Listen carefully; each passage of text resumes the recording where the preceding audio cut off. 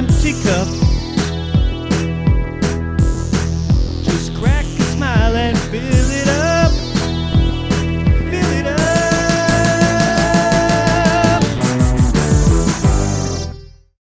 Welcome to After the Final Pour, brought to you by The Malting Hour. I am one of your hosts, Tony Golick, joined always with Brandon Winninger. And that's it. Again. Because that's how we roll. That is how we roll. This is now becoming an After the Final Pour type of night. We're doing a couple of these. And this one, this is a beer I have been saving, well, not 2 years, but I got it back in 2020 when the Deepwood series. So it's a Deepwood series back at this point from Revolution's Deepwood series. So it's one of the ones that I did not get. Correct. This is one that Clark and I did split. I don't know if he has any of these left. I got two. This was one that I was willing to pay the top dollar for, and I did. So I got 2 cans, and I had a can of it by myself and got pretty fucking drunk. I'm not going to lie. I also had it, this was, full-blown COVID time, everybody at home. My wife's office was doing a Zoom Christmas party. Ooh. And we ordered food, and it was awesome. It was a lot of fun. And this was the beer that I opened up to drink during it. All right. Yeah. It hit me hard. Oh, I bet. In a good way. And what we are drinking is Revolution Brewing's 2020 double barrel VSOD Imperial Stout aged in bourbon barrels.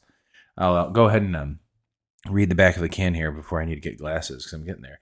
The absolute pinnacle of our Death Star lineup, double barrel, very special Old Deth, sits at the intersection of, I cannot read, extremity and sophistication. During the second year of aging, a small number of specially selected Death Star's barrels are blended and then finished in a fresh Weller Special Reserve barrels and Weller 10-year barrels. You know any of those Weller 10-year bottles over there in your bourbon selection? I do not. Yeah, I know. Brandon has. You got that piggyback rye. I might have to have you crack that open before I go tonight. You may have to. Brandon is building a very nice bourbon collection. And the best part is that he's building this collection and only a few bottles are open, which is, to me, the ultimate show of restraint. Like that someone really appreciates these things that he's going to open up and drink and share. I mean, most of the time he opens them up and drinks it with me first. So yeah, it's kind of cool. So thank you. It's like half my beer too. That is true. Which is why I saved this beer in particular.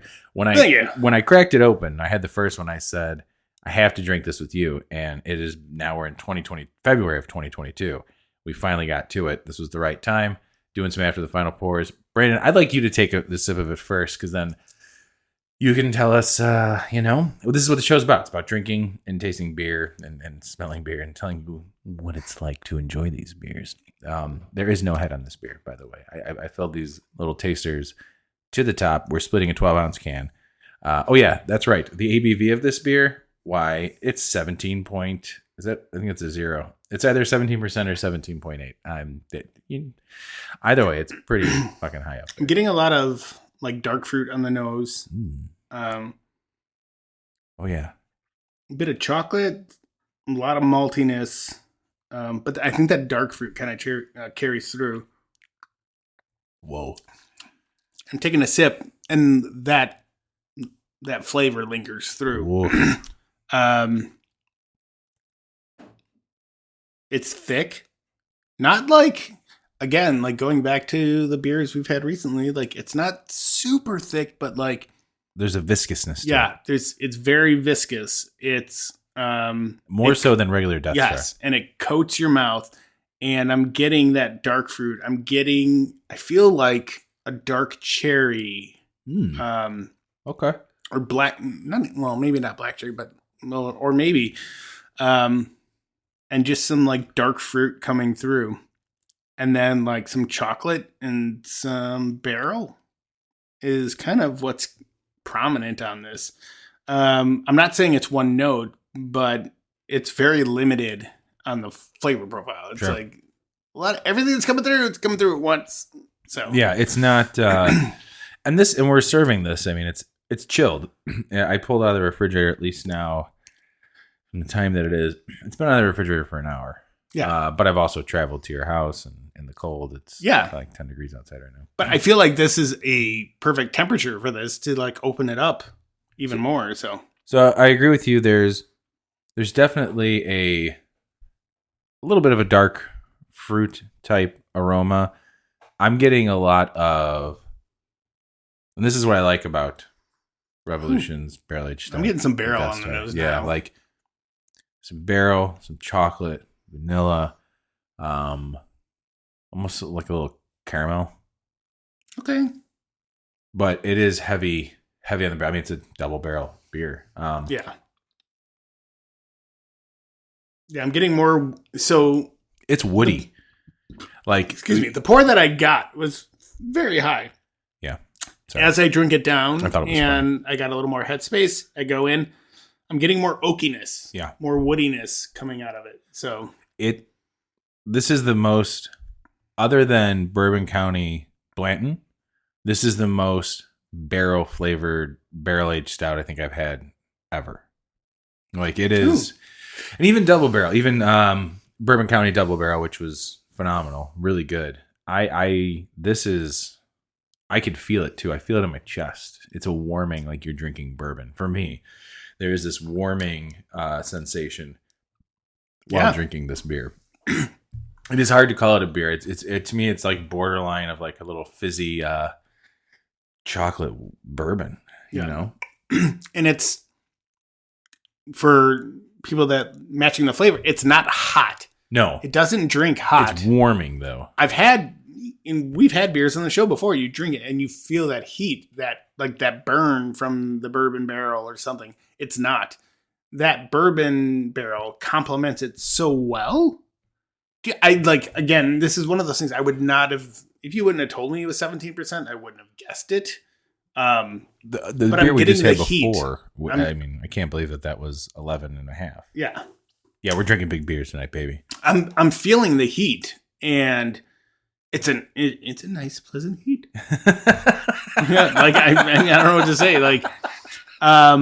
Too bad I don't do the intros for these. I might have to, because the way you just did that is a nice, pleasant heat. That's adorable and hilarious. No, it's just so.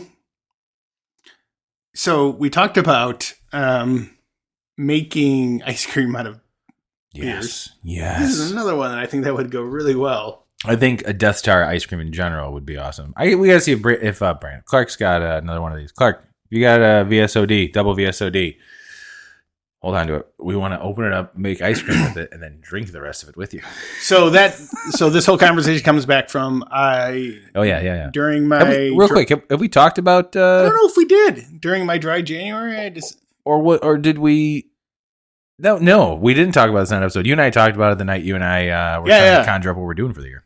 Yeah, so I decided to. So I had been making ice cream in the past. The last time I made ice cream, I brought ice cream over to Tony's block party. Yeah.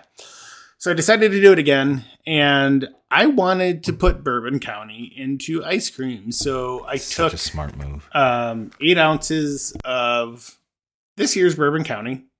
I think, it was this year's Bourbon County. I took 12 ounces. And I boiled it down to just under 8. What? I didn't know any of that. I thought you just mixed it in and that was it. Oh, shit. Boil it down. And then I made the ice cream. And then in the last 5 minutes of the ice cream being finished, I slowly poured in the Bourbon County mixture that I'd actually put in the fridge and cooled for a day. Put it in so it wouldn't, break the ice cream that I was making. Put it in there, cooled it down, and it turned out, dude, I've been eating that. We're down to our last half pint, and I've been going at it like crazy. I have enjoyed it so much. When did you give it to me? Month ago? Sometime in January. It had to be sometime in January. Close to, I'd say maybe 3 weeks ago. Yeah. About 3 weeks. We'll say about 3 weeks ago. I just, and you, you gave me a decent amount. You did I think a half pint or whatever. Yeah, it was when you get miso soup from a place that's the exact container. You got a miso soup pint. I saved those containers. Yeah. I just finished it last night. Oh, nice.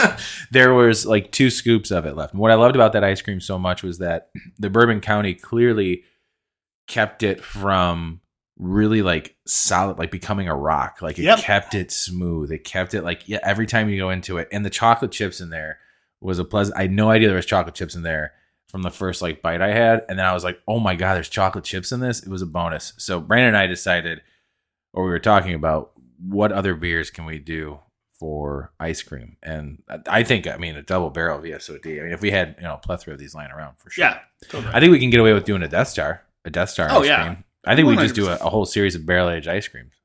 Let's do it.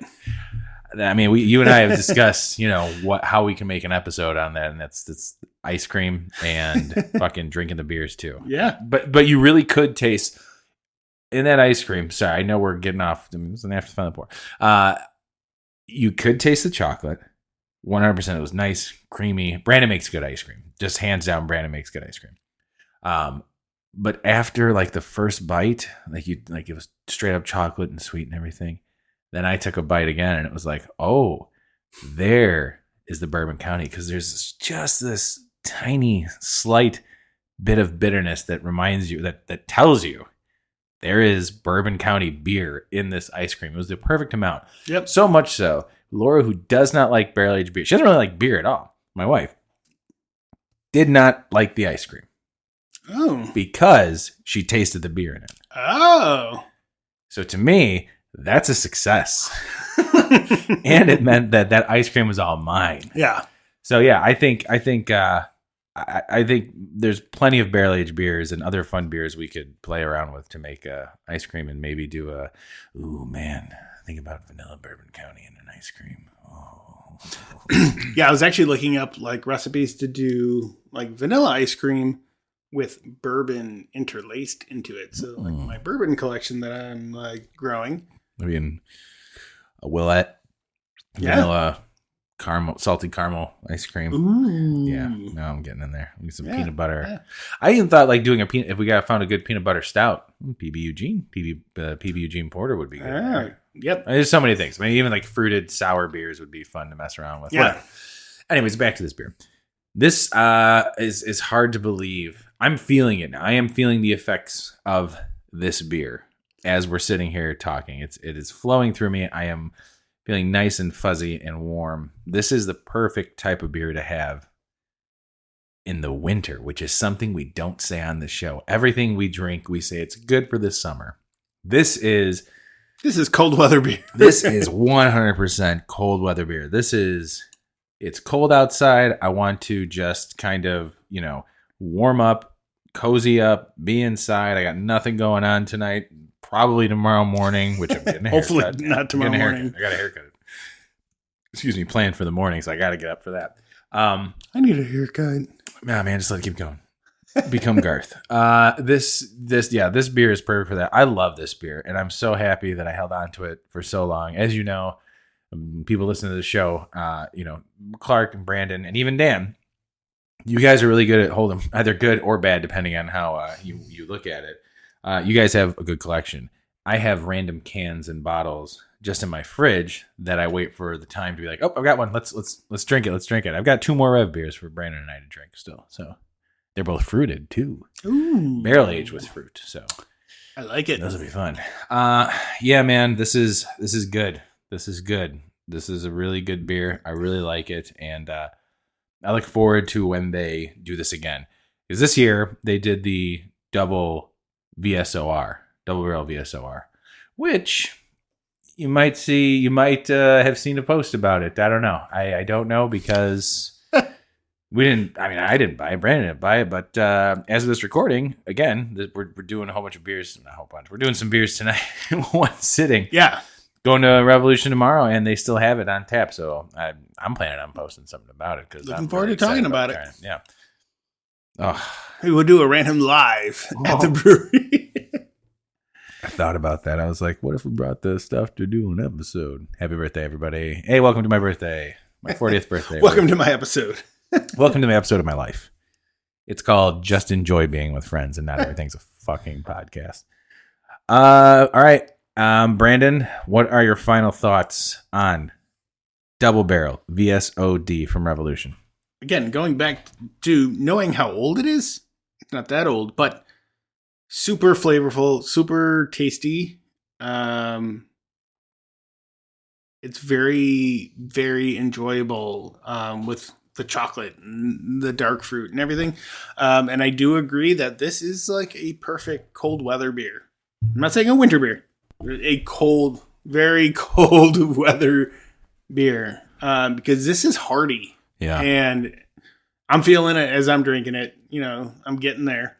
But super tasty. And I don't say this a lot, but like, I could have more of this. Yeah. I could have more of this and be like, all right, I'm okay. That's what's dangerous. You know what? Here, there's a little bit left in the can. Pour this into your glass there. I mean, it's not a ton in there, but that's enough. But it's like for how I have a lot of beers, and I'm just like, yeah, I'll have that. And there you go. Like this, yeah, buddy. But what's weird? It's 17%, 17.5% and I'm like, I could have this and be okay with it. Yeah, it is, and that was the thing. Like when I had it the first time, I mean, I could have it, and I probably wouldn't be okay with it. But yeah, like I said, the first time I had it, I sat there and poured it into a glass and drank a whole can of this to myself. I mean, it just rocked me. You know, like it's. I don't doubt it. Yeah, it's. I feel like it's more. I mean, I feel like it's more than 17%. Yeah.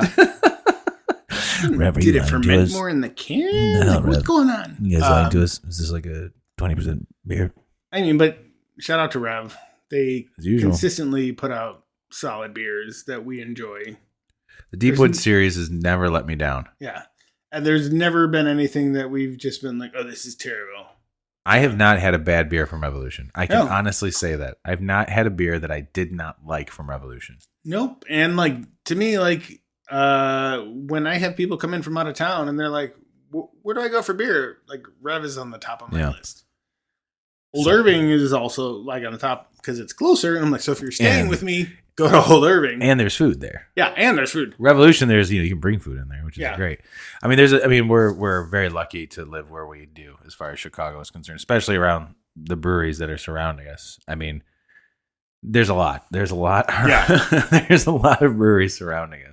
And there's just more coming every couple of months. There's crazy. New ones popping up. I just opened one right now while we were doing this episode. Whoa. Yeah. It's called the Malting Hour Brewery. It's a best terrible brewery name. ever. We make beer. Have you tried their Into the Void? It's a great imperial stout. What about Pedestrian? Speaking of Into the Void, we should try the rest of what we got. Oh yeah, that's right. Forgot that it was there. We should try it. Yeah, good idea. All right. Well, with that, I'm going to agree with you on that. I almost knocked over the glass. Glad I didn't, because I would have cried a little bit. I'm not going to lie. This is an awesome beer, and I'm glad I saved it and got to share with you, man, for all the awesome beers that you crack open and share with me on and off the podcast. But yeah, this is it's a good way to start my birthday weekend, man. This is how I'm ringing in 40, because I got to now not drink as much because I'm 40. Yeah, it doesn't work that way. All right. Love you, man. Love you too, bud. Bye. This has been The Malting Hour. Be sure to follow us on all social media by searching The Malting Hour and at themaltinghour.com. You can also follow us individually on social media. Brandon can be found on Instagram as BMDub81, on Twitter, BDub81, and on Untapped as BDubDrinksBeer. Tony can be found on Instagram and Untapped under Ace of Help Chicago, on Twitter, The Ace of Help Chicago. Clark can be found as Clarkowski on all three. Dan can be found on Instagram as hip__hops and hip hops on YouTube. Be sure to subscribe, like, and rate the show on your preferred podcast listening platform. Until next time, cheers from all of us at The Malting Hour.